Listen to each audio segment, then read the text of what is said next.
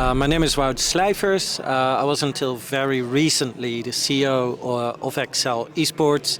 Currently here in Riyadh to enjoy next World Forum, and I'm happy to chat with ESI about what's potentially next for me. Yeah, perfect. So let's just jump in straight with that then. Yeah, like you've recently just left EXCEL after 4 years. I guess taking a little bit of the jump out of esports a little bit, but like what is kind of next for you now you've left the crazy world of EXCEL, I guess, behind? Yeah, so first of all, I've really thoroughly enjoyed those nearly 4 years at EXCEL Esports, and prior to that, Fnatic. Across the board, or across those two teams, been 8 years. And really it's a lot of fun, a lot of hard work. It's obviously ups and downs, and I would always say hopefully been more ups than downs. That's what you're going for. But what I've experienced over those 8 years is that you can only become as big and as successful, speak more from a business perspective, if the whole environment with you grows as well.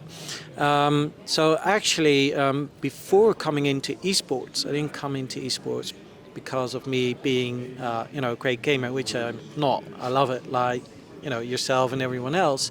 But I was actually also in fintech and semiconductors. So the reason I say that, I also like a bit the development side. So over those 8 years, I've been partially supporting some other businesses that I think over time, what they might do is unlock further the potential of esports in its ecosystem.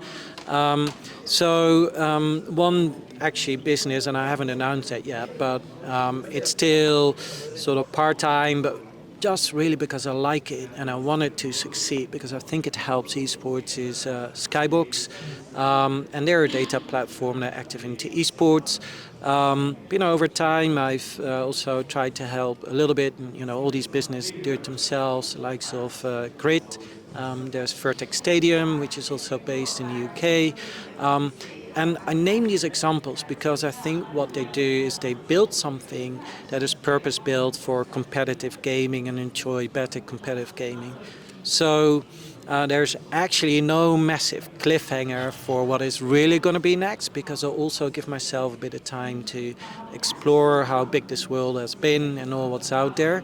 But I take definitely a big interest and a bit of passion to try to see if it can be meaningfully support other parts in the ecosystem that helps the overall growth of esports. Yeah, you talk about Skybox, Grid, and Vertex in particular, and those three for me, like the ecosystem builders. They're starting from something from the ground up and kind of building them up that way. Is that something that you feel like the esports industry needs more of? Is kind of companies that are more focused towards the ecosystem as opposed to having an esports organization, but actually a more overarching kind of business support? Yeah, I think from an ecosystem perspective, sometimes like in my earlier years, the big bang has already happened, but the ecosystem is still in formation. And what you then see is that businesses see a lot of opportunities and do a lot of things, but bit by bit, when it gets bigger, people get more focused on what they really want to do and what their purpose is in the ecosystem.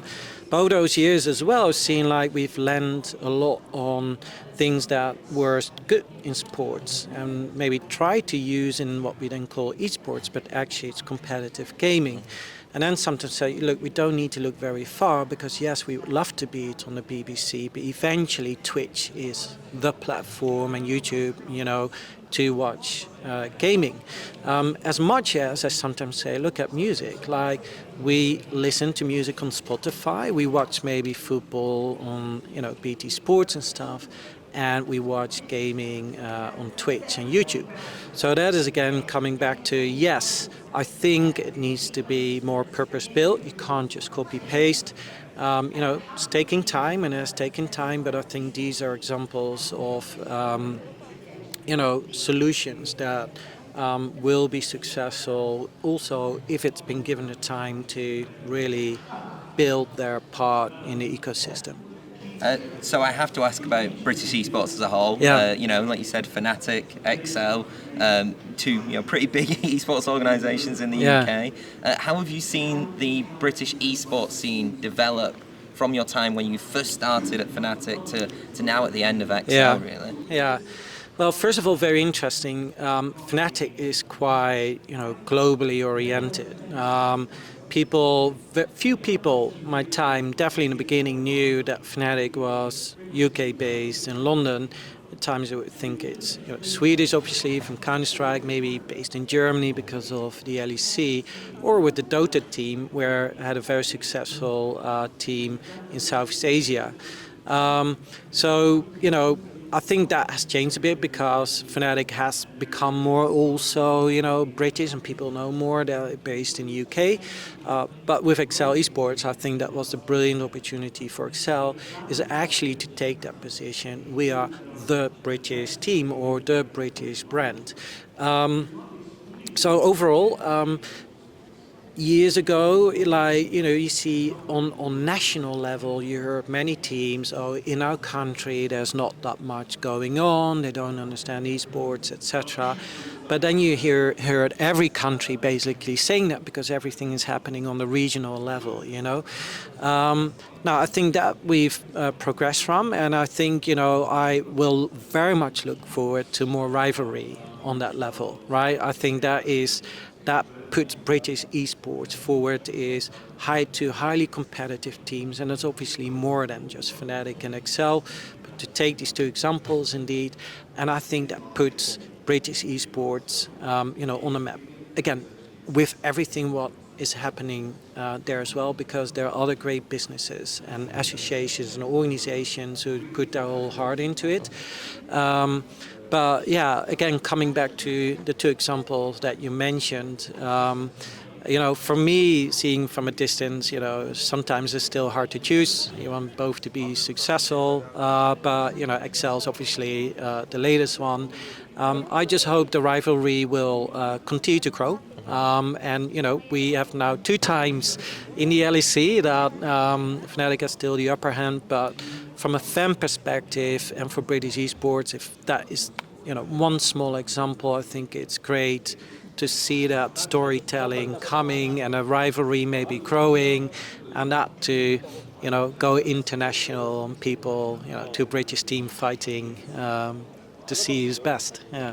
How good is it to see esports organisations kind of really tap into their local communities a lot more? It's not just in Britain, but we're seeing it with the likes of Team Heretics in Spain, Coin Spain, and Carmine Corp in France. Yeah. Like, how crucial do you think that is to generating fandoms and creating fans, not just as a European organisation, but as a local organisation as well? Well, that's essentially where it starts, right? I think, it's very hard to build on something if you don't have the core of your fan base. And, in that regard, it has similarities with sports. Whilst we don't have our stadium, we did build our home with EXCEL and also with Fnatic. And for me, that was important, that there is something that we could still call our home. And for EXCEL, that's EXCEL HQ and in London. Also here, the proximity of fandom or the local fandom is obviously still quite deeply rooted, and fans who are there for thick and thin, and that's contagious. That's contagious for all the other fans. I think it's very important. It's you're there for everyone, but the ones who probably then still closest to you, who are physically closer to you, and there should be a little bit of national pride into these things. Whilst I think the other part, the beauty of esports, is obviously it's borderless, and so it's a good mix what it has to offer. But yeah, local fans are able to come over, and so are obviously very dear.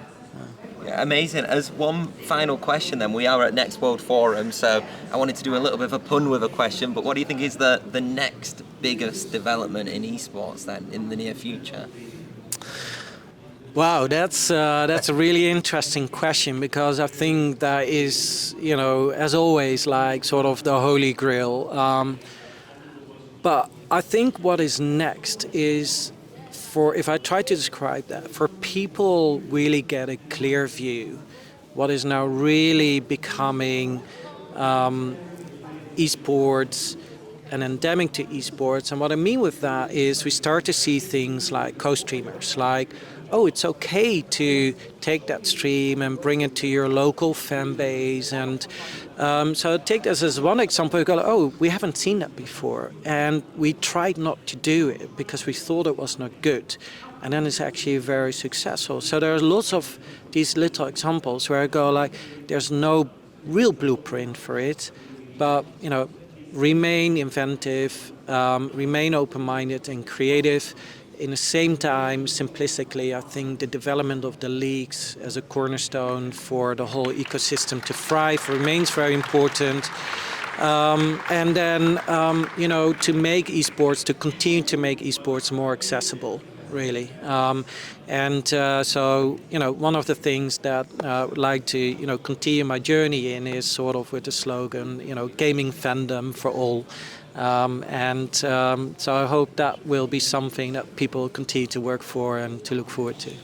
As one final question then, talking about co-streaming, how do you think it's kind of important for esports organisations to really embrace co-streamers as well? And do you think that will help them not only with viewership in terms of helping the co-streamers get viewership, but actually connects them to a co-streamer and a brand as well? Do you think that actually will help kind of create esports fandoms more? Yeah, there's no right or wrong in the decisions that you make, whether you do that or not. And sometimes, it just needs to happen, as they say, organically. Is you can't just force upon us, now we're going to just go find a person who's doing the co-stream. But I'd say yes, because it's another way of how we engage with our own fan base, how we can be creative with the content, but also for sponsors and partners, how they can actually more meaningful participate in what is also for them still accessible to be in the game or very close to the action of the game. I do think so, and that doesn't mean it might always be the right recipe for all, but I do think this is again indeed one example where I go like, oh, that's innovation, that is something that really comes out of competitive gaming, and I think people will really like it over time and it'll be successful. Perfect. Yeah, I appreciate you taking the time to chat with me, and good luck in your next venture. Pleasure. Yeah, and the next one is ESI London, right? So yes. Plugging ESI London. To give another pun on the next. Perfect. Thank you so much. All right.